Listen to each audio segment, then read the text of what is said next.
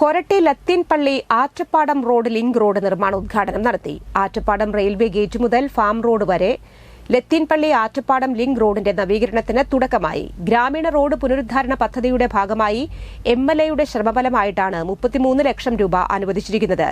റോഡിന്റെ വശങ്ങളിൽ ഐറിഷ് ഖാന നിർമ്മാണവും റീടാറിംഗിനുമായിട്ടാണ് തുക അനുവദിച്ചിരിക്കുന്നത്. കാലങ്ങളായി ഈ റോഡ് തകർന്നു കിടക്കുകയായിരുന്നു.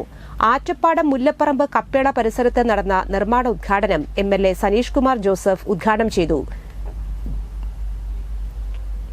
കൊരട്ടി പഞ്ചായത്ത് പ്രസിഡന്റ് PC ബിജു അധ്യക്ഷത വഹിച്ചു. ജില്ലാ പഞ്ചായത്ത് അംഗം ലീല സുബ്രഹ്മണ്യൻ, കൊരട്ടി പഞ്ചായത്ത് ആരോഗ്യ സ്ഥിരം സമിതി അധ്യക്ഷ നൈനു റിച്ചു, 1-ാം വാർഡ് മെമ്പർ ഷിമ സുധൻ, കാടുകുറ്റി പഞ്ചായത്ത് അംഗങ്ങളായ മോളി തോമസ്, ഡെയ്സി ഫ്രാൻസിസ്, മുൻ പഞ്ചായത്ത് പ്രസിഡന്റ് തോമസ് ഐ കണ്ണത്ത്, മുൻ block vice president Finso Thankachan, PP Subrahmanian, Jayaraj Attappadam എന്നിവർ സംസാരിച്ചു.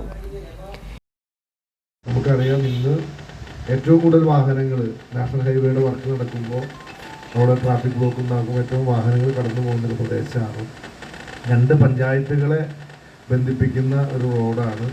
ഇപ്പോൾ ലത്തീൻപള്ളിയിലാണെങ്കിൽ നമുക്കറിയാം, അന്നാട് പള്ളിയൊക്കെ ഈ പ്രദേശത്തു നിന്ന് നിരവധിയായ ആളുകൾ നിരന്തരം യാത്ര ചെയ്തുകൊണ്ടിരിക്കുന്ന ഒരു റോഡാണ്.